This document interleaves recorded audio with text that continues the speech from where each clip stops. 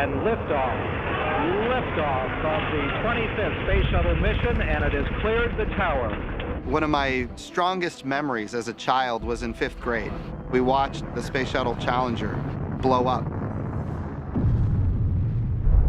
The loss of the entire crew was a result of the fact that there was no launch abort system.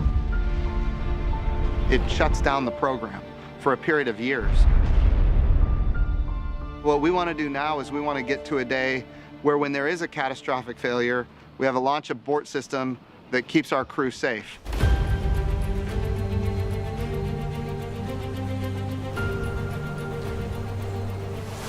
Good afternoon, and thank you for joining us. We're here today to talk more about the SpaceX in-flight abort test.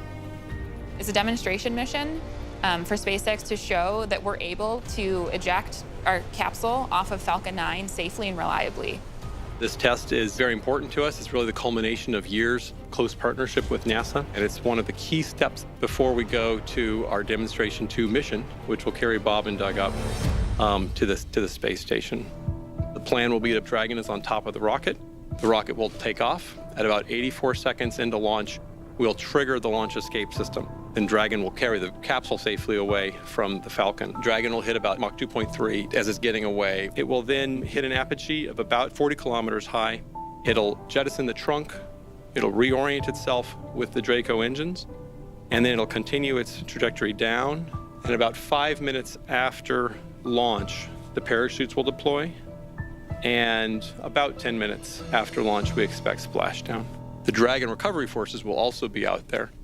One of the things I want to mention, and this is kind of exciting, the Falcon has flown 3 times before, and it's going to refly for this test for the Commercial Crew Program. To my knowledge, the in-flight abort test is the first ever full-scale launch escape system safety test. In the past, other crewed programs, they've done subscale testing. This is the first time I think someone has ever taken a rocket and intentionally thrown it away with the sole focus on ensuring that the system they're designing to ensure the crew is safe will actually function as expected.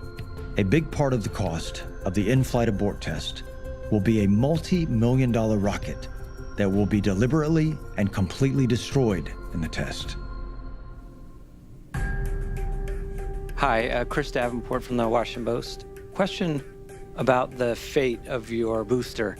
You said it could tumble, it might come apart, you mentioned a fire. I mean, is there a possibility that it could actually explode if people are watching, from the beach? Should they be prepared for that?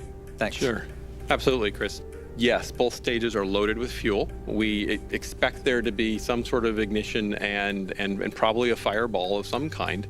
Whether I would call it an explosion that you would see from the ground, I don't know. We'll have to see what actually happens. But I wouldn't be surprised, and that wouldn't be a bad outcome if that's what we saw.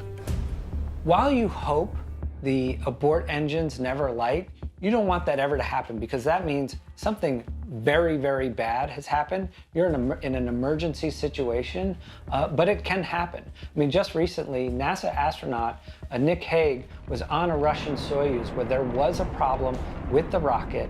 The Soyuz spacecraft's emergency abort systems lit, and it ferried them to safety. Now, it was a wild ride, and they pulled something like 7 Gs or 7 times the force of gravity on their body. It was not a comfortable experience, but they were alive and they landed safely, and that abort system saved their lives. The in-flight abort test, if you're Doug and Bob, that's immensely important because it just reassures them that the spacecraft they're going to get on is safe. If the test isn't successful for some reason, of course, you have a whole group of folks both on the SpaceX and NASA side that will have to take a look at things and figure out why it wasn't successful. And this is obviously something close to the last step. This is all part of building up to flying crew on Dragon. 7, 6.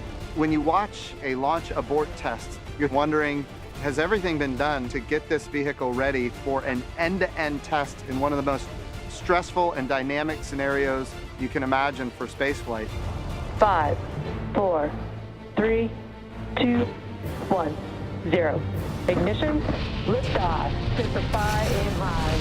Go Falcon, go Dragon.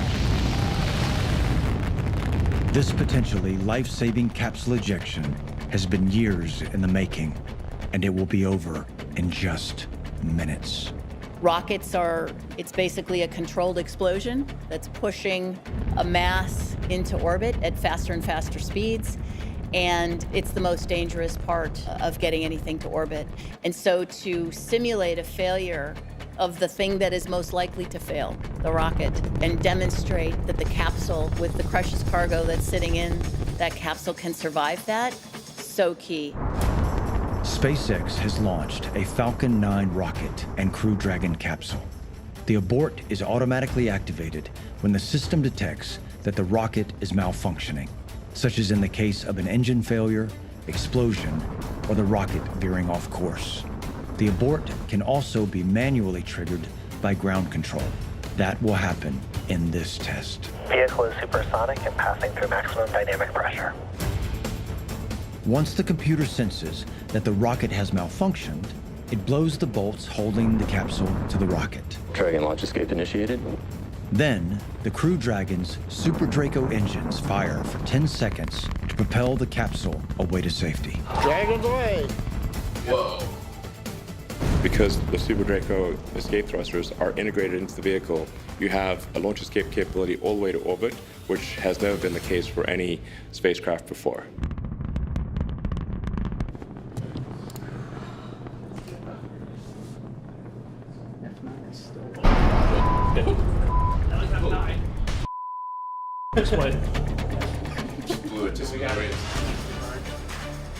Approximately 10 seconds after the abort was triggered by ground control, the Crew Dragon capsule jettisoned away.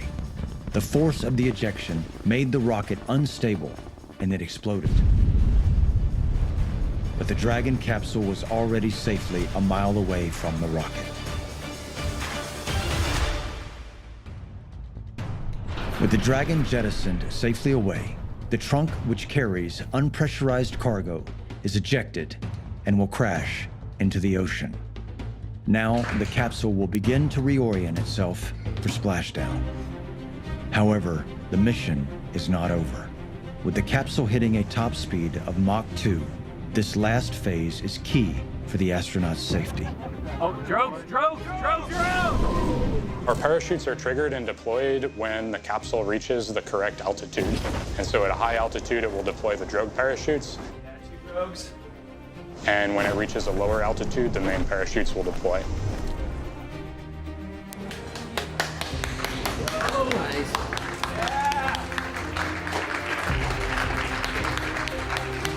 Fully open, and we are coming up on about a minute until splashdown.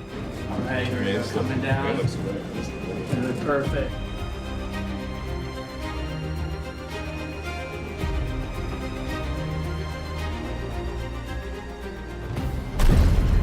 Splashdown.